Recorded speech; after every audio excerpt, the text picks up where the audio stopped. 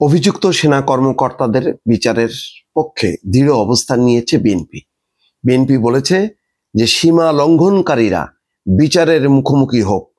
সেনা কর্মকর্তাদের নামে গ্রেপ্তারি পরোয়ানা প্রসঙ্গে বিএনপি একটা টানটান উত্তেজনা আছে, ভিতরে ভিতরে অনেক রকম অস্বস্তি আছে। অনেকে আবার খুব প্রতীক্ষা আছে যে এইবার সেনাবাহিনীর ভিতরে না জানি কি ঘটনা ঘটে, যে তারা এটা মেনে নেবে না।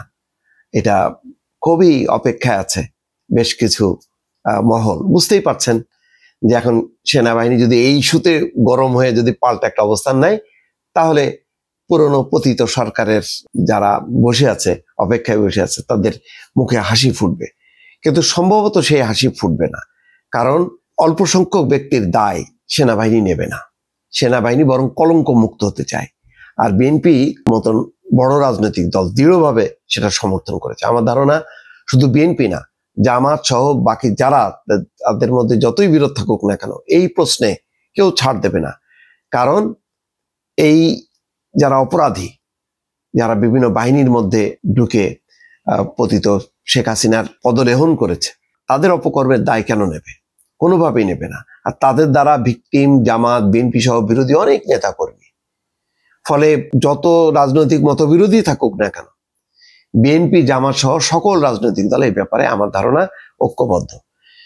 এখানে বলা হচ্ছে যে কিছু চিহ্নিত ব্যক্তির অপকর্মের দায় প্রতিষ্ঠানকে প্রশ্নবিদ্ধ করা অনুচিত বলে মনে করে বিএনপি।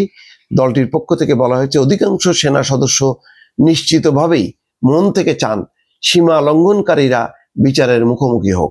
শনিবার রাতে এক বিবৃতিতে এই কথা বলেছে বিএনপি। আওয়ামী লীগের আমলের গুমের ঘটনায় সামরিক বাহিনীর বেশ কয়েকজন সাবেক এবং বর্তমান কর্মকর্তার বিরুদ্ধে আন্তর্জাতিক অপরাধ ট্রাইব্যুনালের জারি করা গ্রেপ্তারি পরোয়ানা প্রসঙ্গে এই বিবৃতি দিয়েছে দলটি।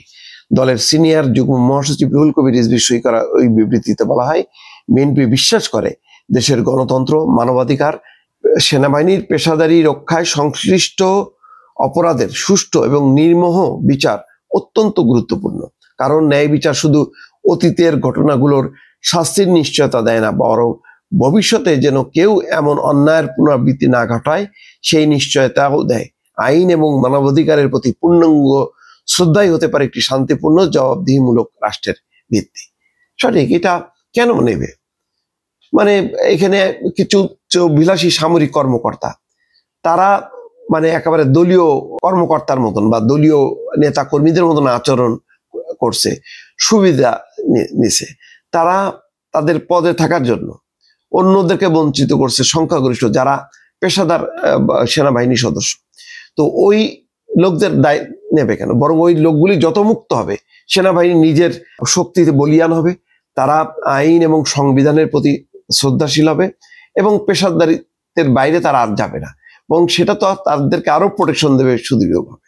এখন এই ধরনের অপরাধী, রাজনৈতিক উচ্চাভিলাষী যে সমস্ত সামরিক কর্মকর্তা, তাদের পক্ষ নিয়ে তারা কেন তাদের অবস্থানটা নষ্ট করবে? ফলে তারা ইতিমধ্যে বিচ্ছিন্ন হয়ে গেছে। ফলে তাদের পক্ষে সেনাবাহিনীর আপামর সদস্যদের মধ্যে কোনো প্রতিক্রিয়া হবে, এটা আমারও বিশ্বাস হয় না দর্শক।